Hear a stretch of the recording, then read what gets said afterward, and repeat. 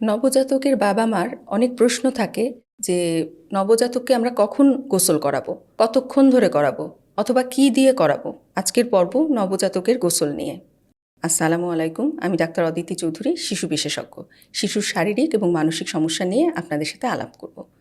নবজাতকের গোসলের ক্ষেত্রে প্রথমে দেখতে হবে বাচ্চা কি ম্যাচিউর না প্রি ম্যাচিউর, অর্থাৎ বাচ্চা কি ডেট মতো হয়েছে নাকি ডেটের অনেক আগেই হয়ে গেছে। যদি বাচ্চা ডেট মতো হয় তাহলে সেই বাচ্চার ক্ষেত্রে প্রথম 24 ঘন্টা গোসল করানোর দরকার নেই, কারণ এই সময়টাতে বাচ্চার বডির যে টেম্পারেচার কন্ট্রোল ক্ষমতা অর্থাৎ তাপমাত্রার নিয়ন্ত্রণ ব্যবস্থা তাদের বড়দের মতো অত ভালো থাকে না। সেই সময় বাচ্চা অতি সহজেই ঠান্ডা হয়ে যেতে পারে। এই জন্য প্রথম 24 ঘন্টা আমরা সতর্ক থাকবো, কোনো গোসল করাবো না। আর যদি বাচ্চা প্রি ম্যাচিউর হয় অর্থাৎ প্রি টার্ম হয় তাহলে সেই বাচ্চার ক্ষেত্রে আমরা 72 আওয়ার্স অর্থাৎ জন্মের পর প্রথম 3 দিন আমরা গোসল করাবো না।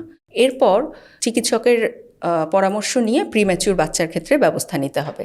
আর যে ম্যাচিউর বাচ্চা বা স্বাভাবিক বাচ্চা যারা, তাদের ক্ষেত্রে এই গোসল করানোটার সময় আমাদের লক্ষ্য রাখতে হবে পুরো সময়টা যাতে 5 থেকে 10 মিনিটের মধ্যেই সম্পন্ন হয়, অর্থাৎ এর চেয়ে বেশি সময় আমরা লাগাবো না, কারণ গোসলের সময় অনেকটা সময়ই বাচ্চা খোলা থাকে, অনেক ঠান্ডা হয়ে যেতে পারে।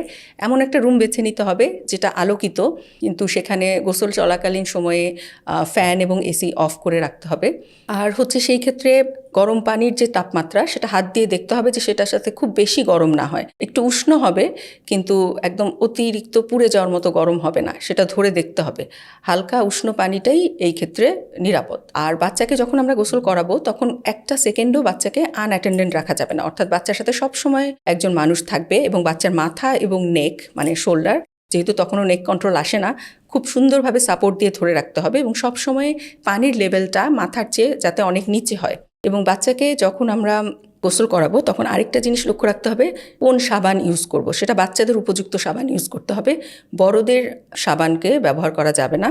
এবং এই ক্ষেত্রে বাচ্চার চামড়ার সাথে সেটা অ্যাডজাস্ট হচ্ছে কিনা বা কোনো রিয়াকশন হচ্ছে কিনা সেটাও লক্ষ্য রাখতে হবে। বাচ্চার গোসলের সময় অনেক সময় আগে বা পরে তেল মাখানো হয়, এই ক্ষেত্রে অবশ্যই লক্ষ্য রাখতে হবে যে যেহেতু বাচ্চা গোসলের সময়টা অনেকটাই খোলা, তো সেই ক্ষেত্রে তেল মাখাতে গেলে সেও আবারও ঠান্ডা হয়ে যেতে পারে। এই জন্য পুরো বিষয়টা যাতে 10 মিনিটের মধ্যেই সম্পন্ন হয়। বাচ্চার যতদিন নাভি পড়বে না অর্থাৎ 1 থেকে 3 সপ্তাহ পর্যন্ত, ততদিন বাথটাবে গোসল না করানোই ভালো বা গামলার মধ্যে। সেই সব ক্ষেত্রে স্পঞ্জ করে দিতে পারি আমরা যাতে নাভিতে পানি না লাগে। সেভাবে সাবধানে আমরা এরকম হালকা গরম উষ্ণ পানি দিয়ে আমরা একটা কাপড় ভিজিয়ে নিয়ে তারপর ভালো করে মুছে দিতে পারি। এছাড়াও বাচ্চা গোসল করার পরে যখন আমরা বাচ্চাকে খুব ভালোভাবে শুকনা করব তখন আমরা লক্ষ্য রাখবো বিভিন্ন স্কিন ফোল্ড অর্থাৎ যেমন কানের চিপা, গলার চিপা বা রানের চিপা, বগলের চিপা, এগুলাতে যাতে ভালো করে ড্রাই করা হয়। পুরোপুরি শুকনা না করলে কিন্তু বাচ্চার এখান থেকে অসুবিধা হতে পারে। আর গোসলের বিষয়টা আসলে খুবই নাজুক একটা বিষয় বাচ্চার নবজাতকের সময়, যাতে সব সময় তাকে খুব সতর্কতার সাথে গোসল করানো হয়। এবং যদি দেখা যায় এনভায়রনমেন্টাল টেম্পারেচার অর্থাৎ তীব্র শীতে শৈত্যপ্রবাহের সময়, ওই সময় বাচ্চার গোসল যে করাতেই হবে, ওই দিনগুলোতে আমরা আসলে বলবো যে সতর্ক থাকতে। ওই দিনগুলো বাদে বাকি দিনগুলো বাচ্চাকে গোসল করানো যাবে, সেজন্য পরিবেশের তাপমাত্রা অনুযায়ী সিদ্ধান্ত নিতে হবে। গোসলের সময় অতিরিক্ত ডলাডলি বা অতিরিক্ত পরিষ্কার করতে গেলে অনেক সময় গোসলের অনেক ডিউরেশন বেড়ে যেতে পারে, অনেক সময় লাগতে পারে। এরকম সময় যাতে না লাগে, যাতে 10 মিনিটের মধ্যেই সবকিছু সম্পূর্ণ হয়, এই ব্যাপারে লক্ষ্য রাখতে হবে। ভালো থাকুন, সুস্থ থাকুন। নবজাতকের গোসলের সময় বিশেষ সতর্কতা অবলম্বন করুন। ধন্যবাদ।